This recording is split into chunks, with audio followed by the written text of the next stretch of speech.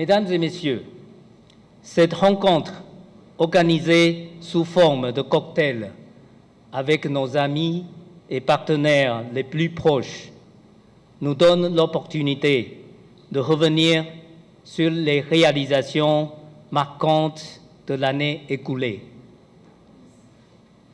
L'année 2024 a été fructueuse pour Taïwan. Nous avons réaffirmé notre position géopolitique, stratégique et renforcé notre rôle clé dans les chaînes d'approvisionnement mondiales. Selon l'Institut international pour le développement de la gestion, Taïwan se classe au 8e rang mondial en termes de compétitivité et premier pour la 4e année consécutive parmi les économies de plus de 20 millions d'habitants. En bref, Taïwan continue de jouer un rôle crucial dans l'économie mondiale, notamment grâce à ses avancées dans la production de semi-conducteurs, tout en consolidant son statut de pôle d'innovation technologique et industrielle. Sur le plan politique, 2024 a été une année symbolique avec l'organisation de notre 8e élection présidentielle au suffrage universel. Sur une population de 23 millions d'habitants, 19 millions d'électeurs ont participé à cet exercice civique qui a vu l'élection de son Excellence, M. Lai Ching-te, comme 16e président de Taïwan.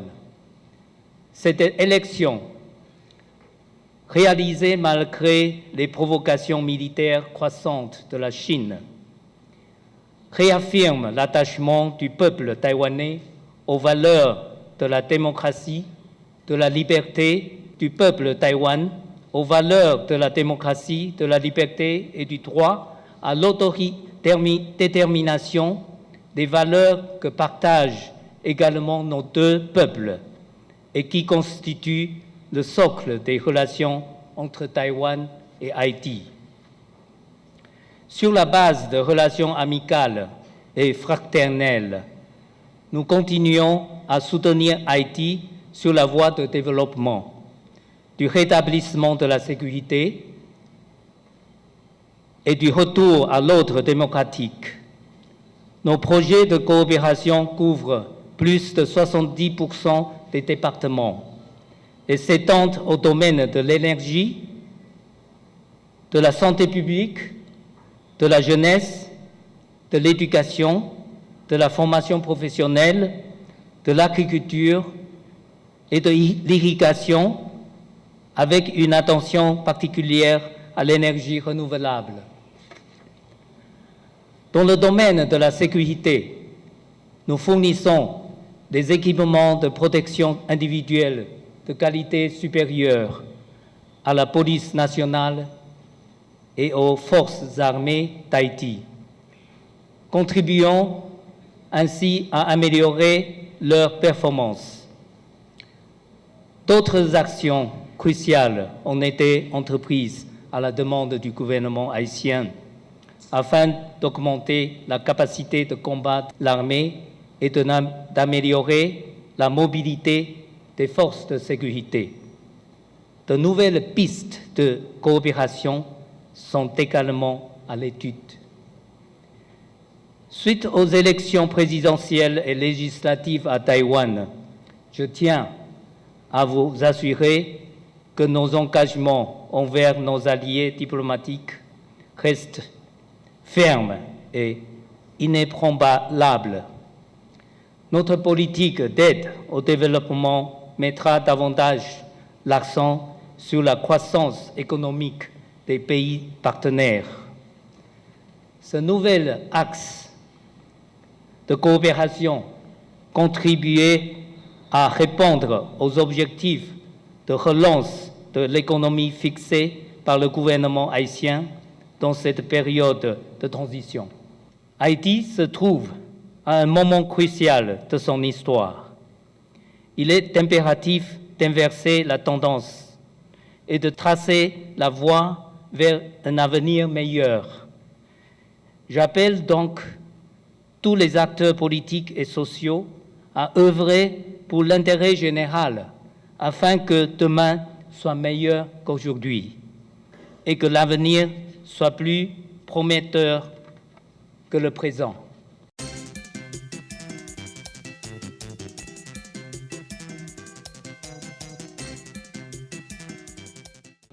C'est avec une immense joie que je me joins à vous aujourd'hui pour célébrer la fête nationale de la République de Chine, Taïwan, un moment qui marque le 113e anniversaire de l'indépendance de cette nation sœur. C'est un honneur pour moi de représenter le gouvernement haïtien et d'unir ma voix à celle de mes collègues pour exprimer nos vœux de paix et de développement durable pour Taïwan. Cette journée revêt une grande importance dans l'histoire du peuple taïwanais. Elle symbolise non seulement la résilience de votre nation face aux défis, mais également l'engagement constant de votre peuple vers un avenir meilleur. Nous saluons le travail acharné et les sacrifices de ceux qui ont pavé le chemin de l'indépendance, en particulier Chiang Kai-shek, dont l'héritage continue d'inspirer de nombreuses nations, y compris la nôtre. Monsieur l'ambassadeur, Haïti et Taïwan partagent des liens indéfectibles qui se sont renforcés au fil des années. La coopération entre nos deux pays, initiée en 1956, a permis des avancées significatives dans divers domaines, tels que l'éducation, la santé et les infrastructures. Nous reconnaissons et apprécions le soutien inestimable de Taïwan qui a contribué à notre développement, même en période difficile. Alors que nous célébrons aujourd'hui, il est crucial de garder à l'esprit les défis qui se dressent devant nous, les crises écologiques, économiques et géopolitiques exigent de nous une solidarité accrue. C'est dans cet esprit que nous devons renforcer notre coopération et travailler ensemble pour atteindre les objectifs de développement durable qui bénéficieront à nos populations respectives. En ce jour de célébration, levons nos verres à la santé, à l'unité et au progrès de la République de Chine, Taïwan, que notre amitié continue de prospérer et que nos efforts conjoints portent leurs fruits pour les générations futures. Vive l'amitié haïtiano-taïwanaise. Joyeuse fête à vous tous. Je vous remercie. Je formule des vœux de bien-être et de prospérité à tout le peuple taïwanais, en particulier à la communauté taïwanaise établie en Haïti. Aux nombreux professionnels et entrepreneurs de ce pays, j'exprime toute l'appréciation et la considération du gouvernement haïtien pour leur apport au développement d'Haïti. Qu'ils se sentent toujours heureux et chez eux sur cette terre accueillante et hospitalière d'Haïti. Au nom de mes collègues du Conseil présidentiel de transition, de tout le peuple haïtien et en mon nom propre, je vous demande, Monsieur l'ambassadeur, de transmettre mes félicitations et mes sentiments amicaux au président taïwanais, Son Excellence Monsieur Lai Ching-te, et au peuple taïwanais qui célèbre aujourd'hui les choix audacieux et vertueux du héros national Sun Yat-sen et la résilience légendaire de toutes les générations de Taïwanais. Parti de la caserne de Wuhan le 10 octobre 1911, le soulèvement qui a conduit à la naissance de la République de Chine, Taïwan, inspiré des valeurs républicaines et de démocratie participative, demeure aujourd'hui encore une source d'inspiration pour les peuples épris de liberté, de progrès social et économique.